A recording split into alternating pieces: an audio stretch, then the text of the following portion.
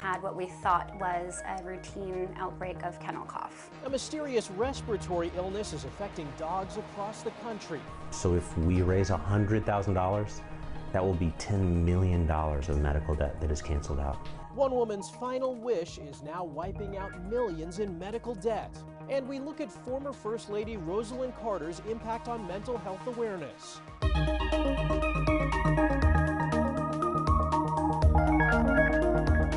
Welcome to Eye on Health, where we focus on stories that affect your physical and mental well-being. I'm Michael George. Thanksgiving is over, but you may still have some leftovers in the fridge. While they're safe to warm in the microwave, experts say you're likely to get a better quality reheat in the oven. Naomi Ruckham has important safety tips to know when raiding the fridge. From the turkey to the mashed potatoes to the pie, gobbling up the Thanksgiving leftovers is a tradition. But Cleveland Clinic registered dietitian Beth Cerrone says we need to keep food safety top of mind this holiday season to prevent foodborne illnesses. The most important thing is, even before they become leftovers, is to make sure that you're storing them properly. Put them in very thin, shallow dishes to cool them, more quickly than you would normally just leaving them at room temperature. And then you really want to make sure that you're sealing up that food really well to keep the air out. Get everything into the fridge within 2 hours. Reheat all leftovers to 165 degrees. Use a food thermometer to make sure. 165 is going to be the magic number to make sure that if there would be any bacteria that might have grown during the storing process, that you're going to be able to make sure that you kill that so you don't get a foodborne illness. You can heat up your leftovers in the microwave or the oven, but either way, you must reheat them to 165 degrees. When it's time to toss what's really been left over, it's time. You have to eat everything by that following Monday, and then after that, you need to pitch it. So you can either freeze it or store it, but you've got to get it in within those 4 days. She also recommends pitching food on Thanksgiving Day if it's been sitting out for hours or had lots of people sampling it. Naomi Ruckham, CBS News, New York. If you drank red wine at Thanksgiving and got a headache not long after dinner, new research may explain why. Scientists at the University of California, Davis say the culprit is a flavonol that occurs naturally in red wines, but can interfere with the body's metabolism of alcohol. The flavonol is naturally present in grapes and other fruits and vegetables. While it's considered a healthy antioxidant, when metabolized with alcohol, issues can occur.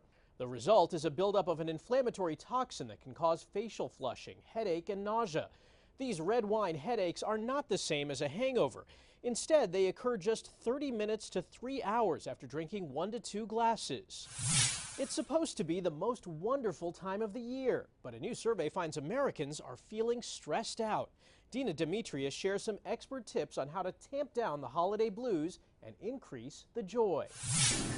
If the hustle and bustle wasn't enough to stress you out during the holidays, we feel the holiday, or the idea of holiday, will be probably in the spring. A new survey from the Ohio State University Wexner Medical Center finds Americans are feeling additional strain this year. Inflation is an insane stress right now. I mean, everything is way more expensive. There's a lot of negativity going on, not just here, but just all around. 81% cited national issues and world affairs. 3/4 are feeling the strain of rising prices and holiday spending. 53% are stressed about respiratory illnesses. Even the memory of last year's travel meltdown is weighing on people. We weren't surprised to hear some of the things that people are very stressed about. Dr. Nicole Hollingshead is a psychologist at the Ohio State Wexner Medical Center. If you're finding that your mood is off, you're more irritated, and it's really impacting your ability to concentrate as well, those might be signs that the stress is above and beyond what we would expect to be more of the normal holiday stress. Experts say focus on what you can control and make time this busy season to recharge and connect with family and friends. I like to do meditation, pray, practice Tai Chi, walk. I keep a small circle. They have a lot of positivity. And in this season of expectation, perfection is unnecessary. Take a deep breath, drop your shoulders, be present. Your loved ones will enjoy being with you just because it's you. Some strategies to last all year long. Dina Demetrius, CBS News, Pasadena. The holidays also bring additional pressure for food banks, already struggling to keep up with demand.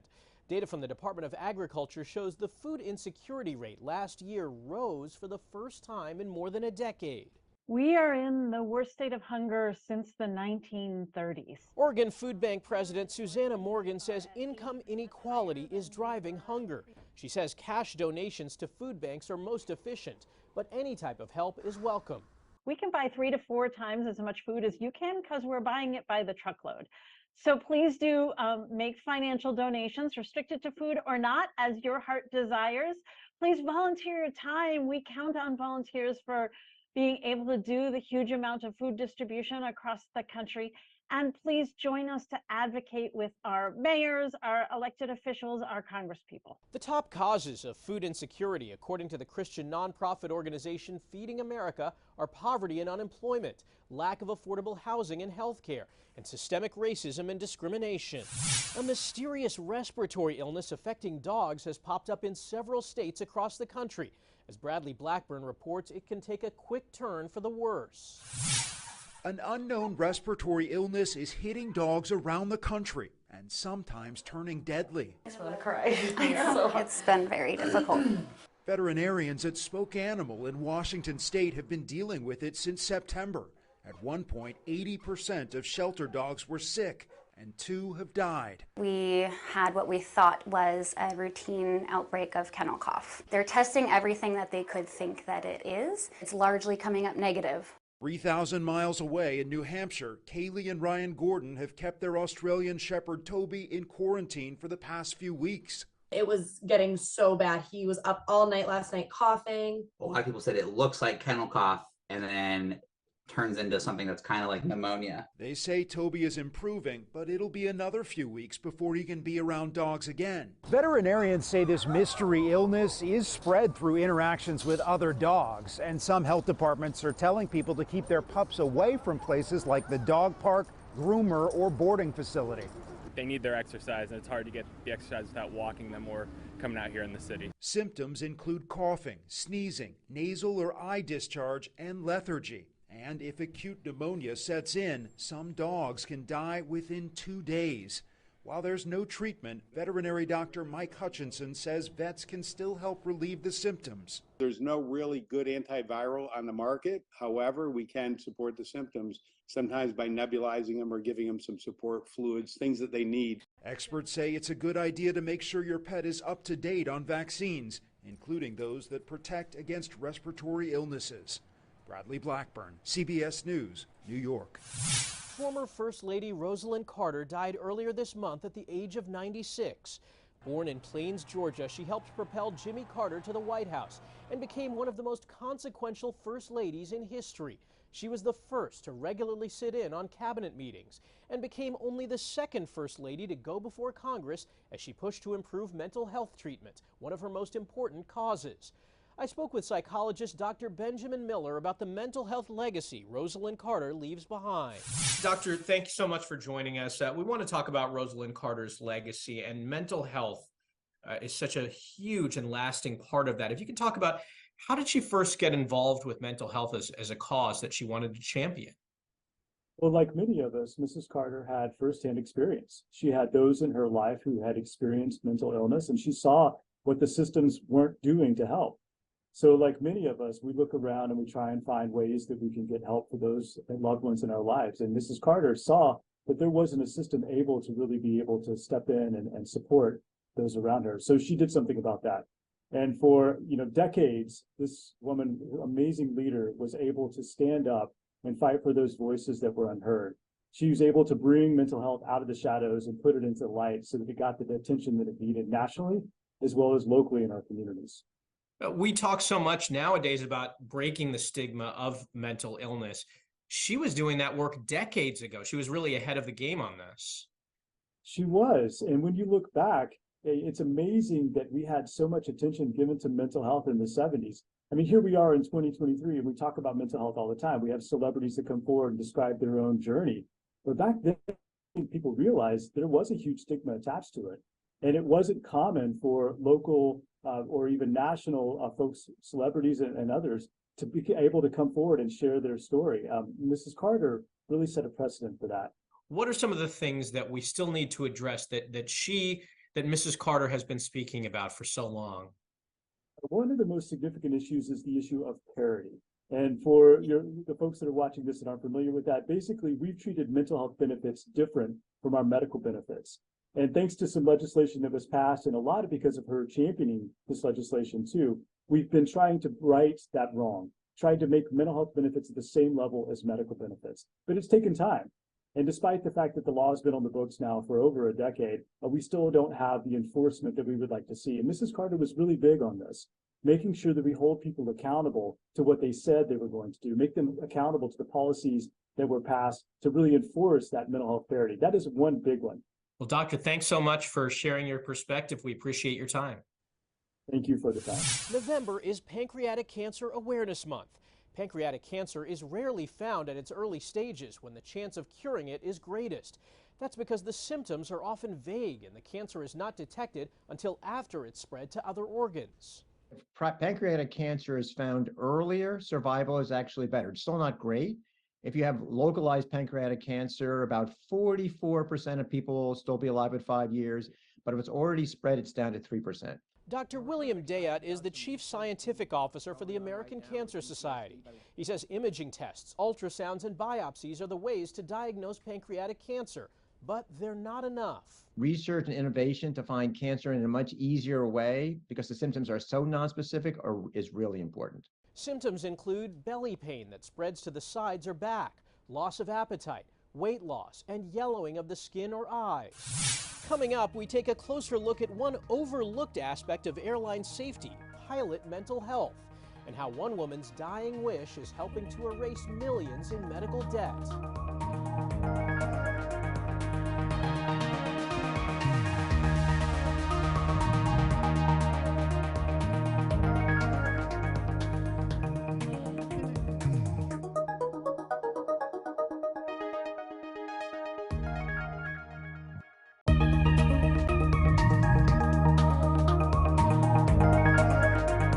Welcome back. The nonprofit KFF estimated in 2022 that about 11 million adults in the U.S. owe more than $2,000 in medical debt. When one cancer patient found out about a nonprofit that helps eliminate medical debt, she sprung into action to help others during the last years of her life. Alicia Reed has her story. Casey McIntyre spent the final months of her life surrounded by the people she loved. A fantastic summer where we were at the beach, we were at the river, we were fishing, we were playing with our daughter. The 38-year-old was diagnosed with stage 3 ovarian cancer in October 2018. Treatment helped, but it returned in September 2021, stage 4. Chemotherapy monthly or chemotherapy eventually weekly. You're doing rehab after surgery. She went through a lot. The last number of years were trying, but a sliver of hope shined through. The couple was doing IVF while Casey was in remission. We found out that we were expecting our child in August of 2021, and about 2 weeks later we found out Casey's cancer was back. Grace was born via a surrogate. This time around, treatment didn't work for Casey. She was eventually released from the hospital in June for hospice care at home. While facing her own mortality, the new mother learned about the nonprofit RIP Medical Debt on social media. Along with her husband of 8 years, they began donating to help other people. Now, he started a campaign in her honor. I think RIP Medical Debt destroys about $1 of medical debt for every penny that is donated. So if we raise $100,000, that will be $10 million of medical debt that is canceled out. That fund is now well over $500,000, so that's more than $50 million of medical debt canceled out. McIntyre didn't leave behind any debt herself and just wanted to help other families in need.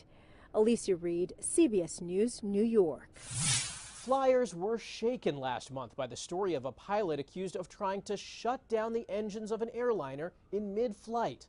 That pilot told colleagues he was, quote, not okay. It's part of a much larger problem. Pilots who have mental health concerns that they're afraid to address over fears they'll be grounded. Holly Williams went into the cockpit to learn how difficult the job is and how stress and fear can put passengers in jeopardy. Welcome to the sky. Learning to fly a plane is one of the most exhilarating and challenging things many people will ever do. What happens if you get hit by a bird? Depends how big the bird is. We took a first lesson in a four-seater Piper Warrior. Let's start our turn to the right. Okay. 1 hour in the cockpit cost over $300. To get a commercial airline license is a much bigger investment.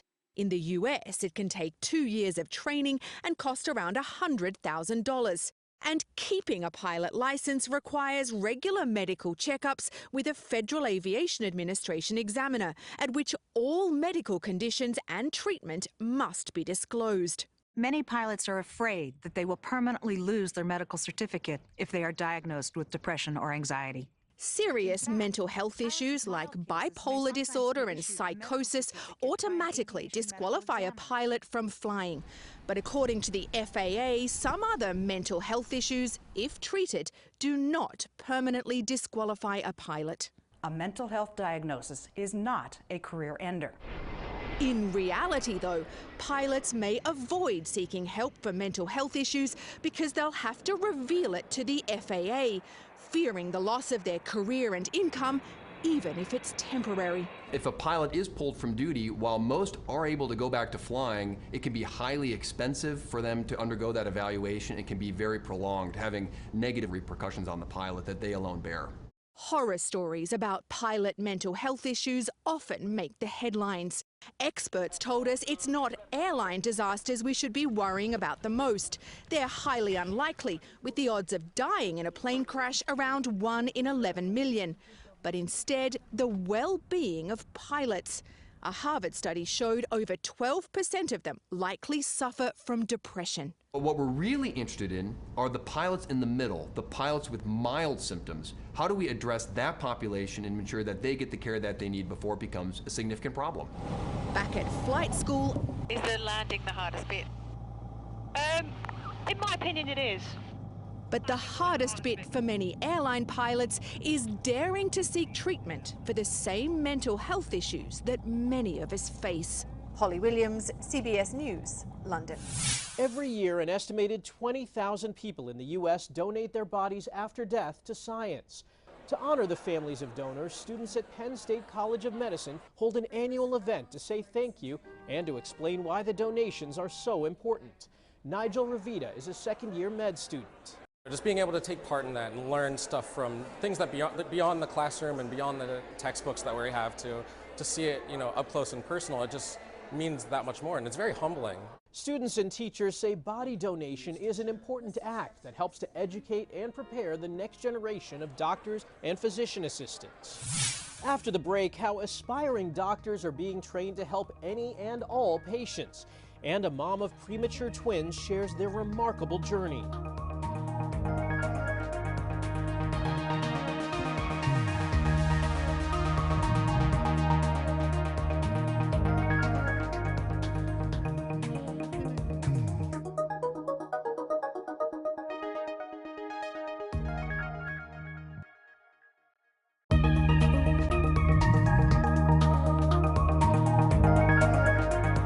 Welcome back. According to the Association of American Medical Colleges, more than 6 in 10 physicians are white, and nearly 2/3 are male. But patients come from all walks of life. Some providers may not have experience with people from various backgrounds. Medical professional Ama Owusu knows doctors can subconsciously discriminate against their patients, which she says not only affects how patients are treated, but also whether they seek medical help in the future. That first encounter and those interactions ultimately determine whether they come back for care. Owusu took part in a simulation at the University of Colorado, where students learn how to interact with patients from different cultures, genders, and sexual orientations. You can see the light bulb go off. It's pretty cool. Actor Pete Peterson hopes the training improves care for an entire generation. And med student Carla Cruz says the program is helping do just that. We're all so different, and this training really provides an opportunity for us to not forget that we all come from different backgrounds and how to help them. A study from May found that between 1999 and 2020, the black population experienced more than 1.6 million excess deaths and 80 million years of life lost compared to the white population.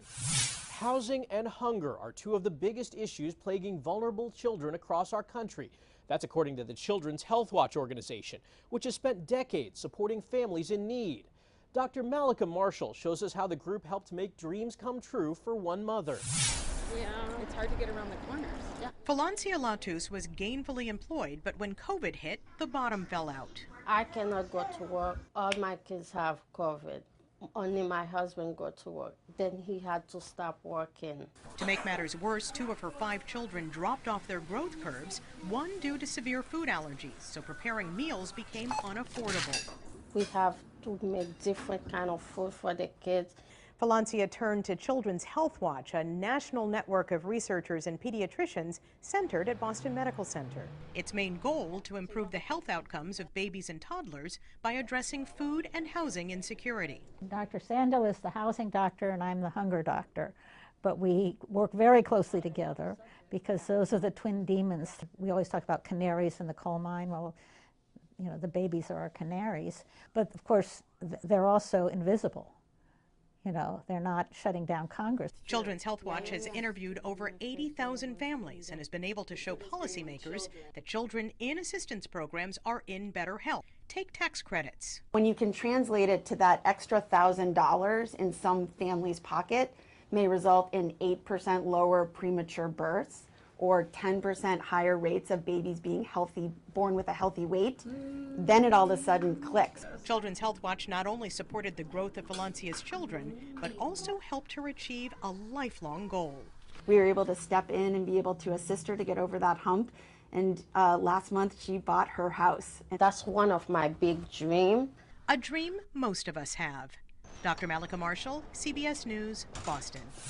And we end on an incredible story of resilience. A set of twins were born at just 22 weeks of pregnancy and are now the youngest surviving premature twins born at the Cleveland Clinic. We spoke to their mother, who's grateful to be celebrating the holidays at home together. Kimberly Thomas says it's been a journey for her 1-year-old twins, Kamaya and DJ. They were telling us this was not going to happen. Born at 22 weeks, Kamaya and DJ became the youngest surviving premature twins born at Cleveland Clinic. Kamaya weighed 12 ounces, just the size of a soda can. DJ weighed 15 ounces. I was sad, I was confused, but it didn't really hit me until that Friday because I got discharged. And when I realized even though I was coming back to the hospital, I was leaving without my babies. Historically speaking, many of babies at 22 weeks would not have survived. Dr. Faraz Saker says the family was counseled because the twins had a less than 20% chance of surviving, and developmental delays were a concern. Both babies needed to be resuscitated and intubated after birth. I think this is the new era for many units across the United States to offer resuscitation for this age group. Hi. The brother and sister experienced many ups and downs, including a collapsed lung for DJ and a minor brain bleed for Kamaya. The twins spent all their first holidays in the NICU. After 138 days, they were finally able to go home. Of course, excitement, but I was also scared. You know, I'm a first-time mom, and it's 2 of them, and now they're home on oxygen. The family is now ready to celebrate their first holidays at home. Despite all the struggle, despite everything that we do have to endure and go through now or before, you know, I'm blessed. I have my babies in there, you know, relatively healthy. They still have some lung issues and things like that, but, you know, I get to be their mom. No worries. And she's so grateful. That's all for this week's Eye on Health. I'm Michael George. Thanks for joining us.